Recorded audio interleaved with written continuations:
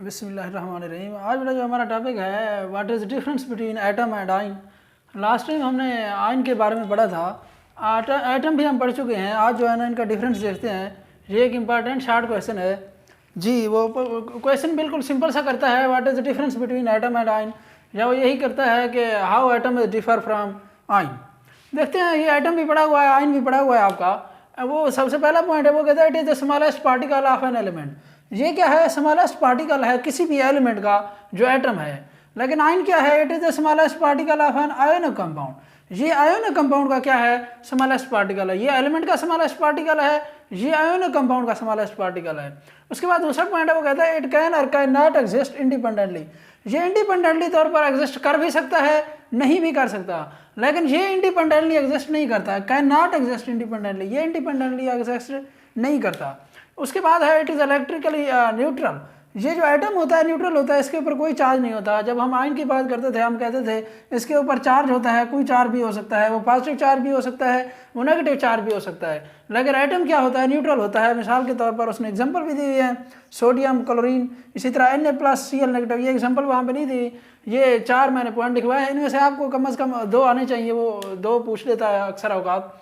तो सिंपल सी बात है। सबसे पहली बात तो ये है, एटम क्या है? स्मॉलेस्ट पार्टिकल है एलिमेंट का। आयन क्या है? स्मॉलेस्ट पार्टिकल है आयनो कंपाउंड का। दूसरा फर्क ये है कि एटम जो है ना एग्जिस्ट कर सकता है इंडिपेंडेंटली, नहीं भी कर सकता, लेकिन ये इंडिपेंडेंटली एग्जिस्ट नहीं कर सकता, क्योंकि वो कहता है हर जो is surrounded by oppositely charge. अगर सोडियम क्लोराइड की ही बात कर लें तो सोडियम और क्लोरीन जो है ना आपस में एक दूसरे के साथ अपोजिटली चार्ज बाउंड हुए होते हैं। कुछ इस टाइप का, एक प्लस चार्ज होता है, एक नेगेटिव, उसके बाद प्लस हो गया, उसके बाद नेगेटिव हो गया, प्लस हो गया। ये इसी तरह एक दूसरे के साथ क्या होते हैं? बाउंड होते हैं। प्लस हो गया, नेगेटिव हो गया, प्लस हो गया, नेगेटिव हो गया। ये एक दूसरे के साथ इंडिपेंडेंटली ये एग्जिस्ट नहीं करते, एक दूसरे के साथ इन्होंने बॉन्ड बनाया होता है हमेशा। किसी भी फॉर्म में ये अपोजिट चार्जेस जो है ना एक दूसरे के अट्रैक्ट किए होते हैं आयन की फॉर्म में। एक अकेला जो है ना Na+ फॉर्म में नहीं पाया जाता। ये Na+ फॉर्म में कोई भी, ये जो सोडियम का एटम है कैटायनिक फॉर्म में, ये एग्जिस्ट नहीं कर सकता। अच्छा, उसके बाद उसने कहा इसके एग्जांपल दिए हैं। तो उसके बाद ये टॉपिक है मॉलिक्यूलर आयन। मॉलिक्यूल के बारे में हम पढ़ चुके हैं, आगे आएगा difference between molecule and molecular ion. Molecular ion नाम से ही जाहिर है, जैसे हमने आयन पढ़ा था इसी तरह मॉलिक्यूलर आयन है। जब हमने कहा एटम या ग्रुप ऑफ एटम के ऊपर कोई चार्ज आ जाए उसे हम आयन कहते हैं। मॉलिक्यूलर आयन नाम से ही जाहिर है, अगर किसी मॉलिक्यूल के ऊपर कोई चार्ज आ जाए उसे क्या कहते हैं?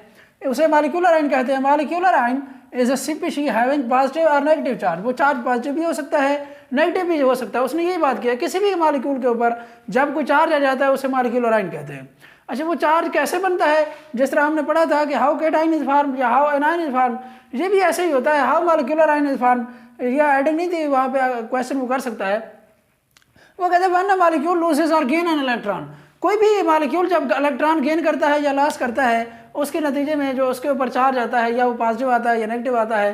पॉजिटिव कब आता है? मैंने लास्ट टाइम भी बताया था, जब कोई एटम जो है ना इलेक्ट्रॉन अपना लॉस करता है उसके ऊपर पॉजिटिव चार्ज आ जाता है। और मैंने पूरी डिटेल में जो जब हमने आयन के बारे में पढ़ा था कि उसके ऊपर चार्ज सिर्फ पॉजिटिव ही क्यों आता है जब वो इलेक्ट्रॉन लॉस करता है।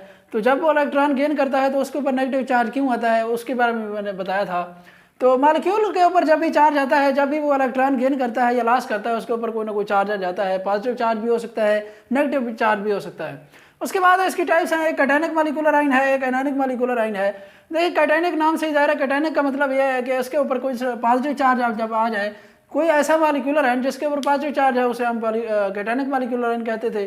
जिस तरह हमने केटाइन और एनायन के बारे में पढ़ा था, जिसके ऊपर पॉजिटिव चार्ज था हम उसे केटाइन कहते थे। इसी तरह कैटायनिक मॉलिक्यूलर आयन भी सेम ही चीज़ है। ऐसा मॉलिक्यूलर आयन जिसके ऊपर पॉजिटिव चार्ज है उसे कैटायनिक कहते हैं, मॉलिक्यूलर आयन कहते हैं। CH4+ हो गया, N2+ हो गया। आप देखिए इसके ऊपर पॉजिटिव चार्ज है, ये क्या है? कैटायनिक मॉलिक्यूलर आयन है। इसी तरह एनायनिक मॉलिक्यूलर आयन की बात करते हैं तो वो कहता है if any molecule carry negative charge. ऐसा मॉलिक्यूलर आयन जिसके ऊपर नेगेटिव चार्ज है उसे हम एनायनिक मॉलिक्यूलर आयन कहते हैं। उसने एग्जांपल दिया O2 नेगेटिव, SO4 नेगेटिव 2। तो ये क्या है? एनायनिक मॉलिक्यूलर आयन है। इन्होंने क्या किया है? गेन, इलेक्ट्रॉन गेन किया है, तो इसीलिए जो है ना इनके ऊपर नेगेटिव चार्ज है। तो आज के लिए इतना ही। कल इंशाल्लाह मॉलिक्यूल और मॉलिक्यूलर आयन का डिफरेंस पढ़ेंगे।